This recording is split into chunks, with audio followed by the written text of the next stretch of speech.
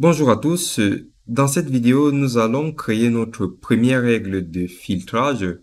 Et pour notre cas, et ce qui se fait généralement lorsque vous installez un firewall en entreprise, c'est d'autoriser toutes les machines du réseau LAN d'aller sur Internet.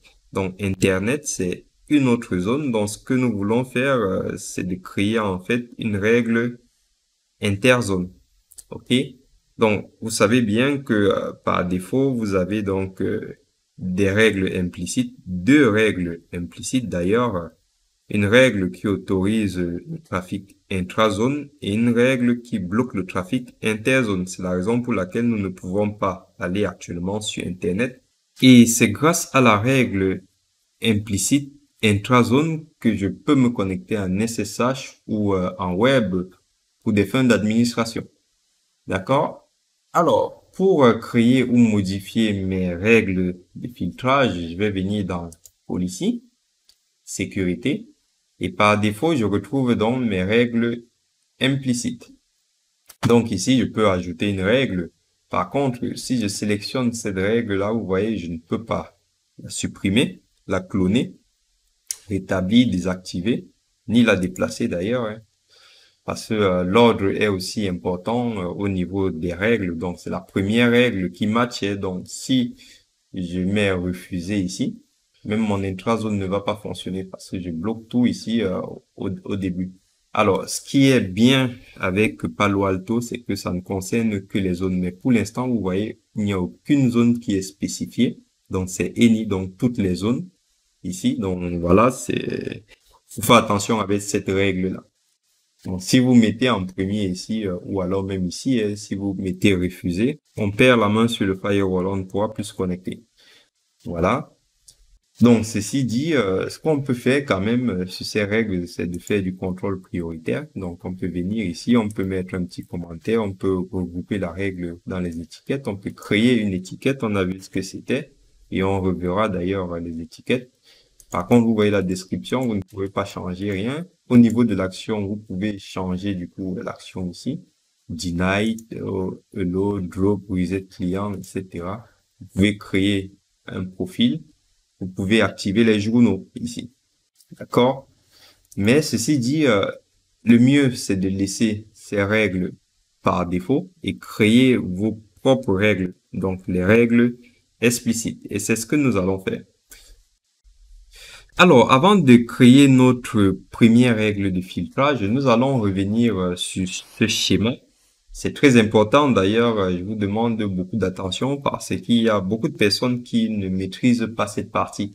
C'est vrai que nous n'avons pas un firewall sous la main et que nous avons un schéma et beaucoup de gens ne comprennent pas souvent généralement pourquoi le firewall est placé derrière le routeur.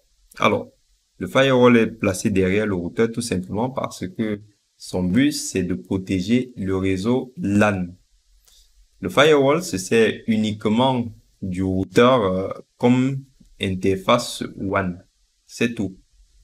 Donc, ceci dit, s'il y a une attaque, forcément, c'est le routeur qui va prendre. Par contre, l'opérateur vous met en place des règles de filtrage par défaut qui bloquent tout le trafic entrant et qui autorisent le trafic vers Internet. C'est tout. Ensuite, vous avez d'autres manières de connecter aussi vos routeurs. Vous pouvez faire du bridge pour rendre carrément ce routeur-là transparent et utiliser son interface. C'est aussi dans le cas des liaisons ADSL, par exemple. Vous allez utiliser les interfaces PPPoE de ce routeur, voilà, créer un mode bridge. Donc ça, c'est pas le cas. Alors ici, nous sommes directement connectés sur le routeur. Et comme vous voyez ici, mon routeur a actuellement une adresse en 192.168.200.1. Et ici, j'ai fait une requête DHCP et j'obtiens une adresse en 192.168.200.29. Donc sur ma patte que j'ai appelée WAN ici. Donc, comment est-ce que je fais pour me connecter sur Internet à travers le firewall? C'est simple. Lorsque vous allez, par exemple, entrer l'URL www.cheatmemore.fr, cette URL-là est forcément sur Internet. Donc, si vous vous rappelez de vos cours réseau, lorsque un flux arrive sur un routeur, parce que le firewall peut aussi être considéré comme un routeur puisqu'il fait du routage. Qu'est-ce qui se passe quand un flux arrive sur un routeur? Si le routeur ne connaît pas la destination, il supprime le paquet. Par contre, s'il connaît la destination, il envoie le paquet au routeur suivant. Or, notre routeur suivant, c'est celui-là. Or, ici, c'est pas ce routeur-là, on va dire, n'héberge pas. Alors, c'est abusé le terme, mais je veux dire, je n'ai pas de serveur www.teachmemo.fr ici. Mon serveur est hébergé sur Internet. Or, l'opérateur m'a configuré aussi une route par défaut aussi qui renvoie tout le trafic sur Internet. C'est la raison pour laquelle si j'enlève le firewall et que je me branche sur le routeur, je peux aller sur Google, je peux faire tout ce que je veux. C'est parce qu'il y a une route par défaut ici qui est créée. Donc, moi, qu'est-ce que je dois faire au niveau du firewall? Je dois créer une route par défaut qui va balancer tout le trafic des destinations que le firewall ne connaît pas vers la next route, donc vers le routeur suivant. Ceci dit, je vais mettre une route par défaut en lui disant, ouais, moi j'ai envie d'aller sur n'importe quel type d'adresse, que ce soit des adresses IP publiques ou privées.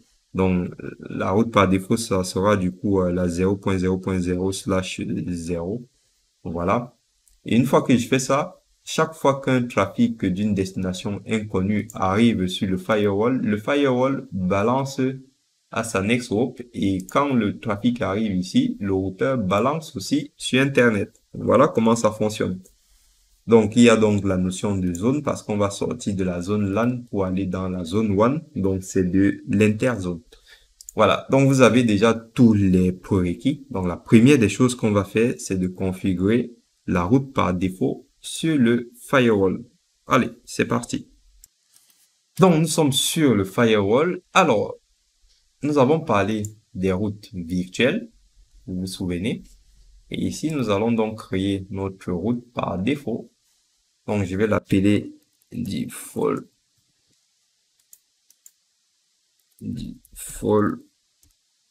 route, comme ça. Voilà. Et ensuite, ça sera du coup une route statique. Alors, je vais rajouter comme ça.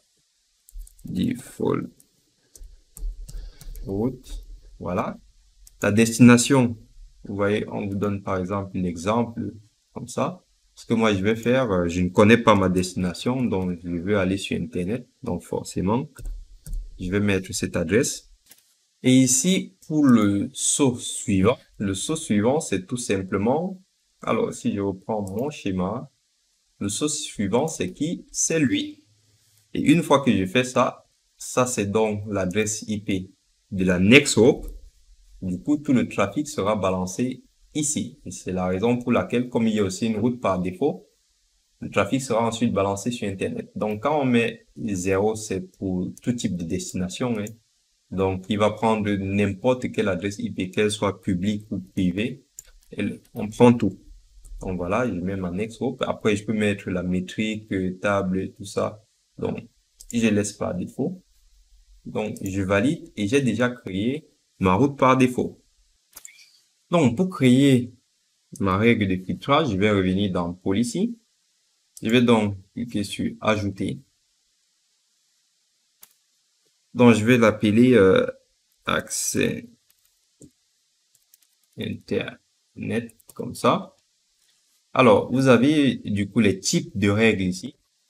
Donc, vous avez l'intranode, vous avez l'interzone, mais ce que moi je vais faire, je vais prendre l'universel. Donc,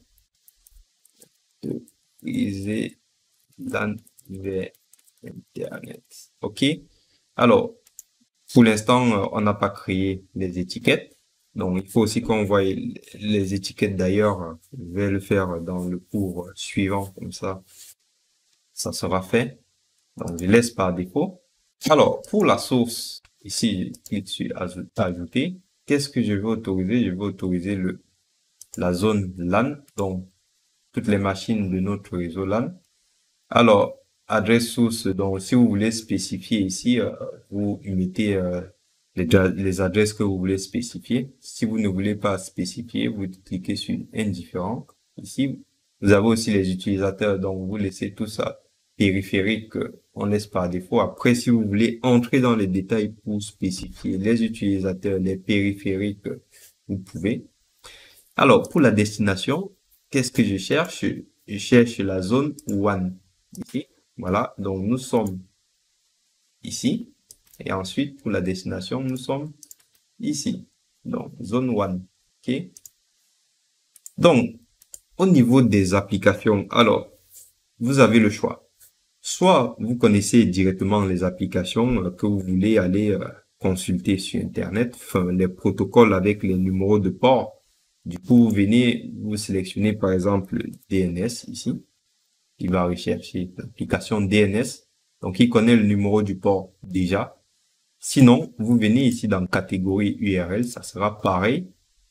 Vous voyez ici, vous avez le service HTTPS. Pour aller sur Internet, vous êtes obligé de taper sur le navigateur HTTPS ou alors HTTP. Ou alors, et par contre, pour faire votre résolution de nom, vous êtes obligé d'utiliser le service DNS. Vous voyez par contre qu'ici, il ne connaît pas DNS, il connaît HTTP, il connaît HTTPS. Si je vais par exemple dans les services, je peux créer un service avec un numéro de port spécifique si le service n'existe pas dans la base de données. Alors, comme vous voyez ici, je n'ai pas le DNS, je n'ai que le service HTTP, donc je connais le port. Ici, je connais l'HTTPS. Ce qui peut être intéressant, c'est par exemple d'aller sur Internet, hop, de dire numéro de port DNS. Alors, moi, je le connais. Bon, c'est le 53. Mais vous allez sur Internet, ça veut dire que si vous voulez créer un port spécifique, comme je vous disais, vous allez là, vous voyez, c'est de l'UDP, c'est du 53. Donc, vous venez ici, vous faites ajouter, et là, vous faites nouveau. Hop. Et par exemple, DNS, ici, on a dit que c'était l'UDP, le port, c'était le 53. Et là, vous faites OK. Et là, je peux donc rajouter ici. Je rajoute ça. Je rajoute encore l'HTTPS. Alors, je l'ai ajouté 2 fois. Hop. HTTPS. Et ça, ce sont mes 3 services qui me permettent d'aller sur Internet à partir d'un navigateur web. Et du coup, si j'ai choisi de sélectionner les services dans catégorie de services /URL, donc les URL, ça sera géré ici. Je n'ai plus besoin de venir spécifier les applications qui utilisent les mêmes ports que les services que j'ai déjà renseignés ici. Donc, je reviens dans application, je supprime, je repasse en indifférent. Et dans action, je vais donc autoriser mon trafic, donc hello, voilà. Et je valide. Très bien. Comme vous avez remarqué, il y a des petits trucs à configurer quand même sur une règle de pare-feu. Donc là, on va arrêter sur cette vidéo et on va entamer avec un autre sujet, toujours sur la configuration d'une règle explicite. Je vous dis à tout de suite.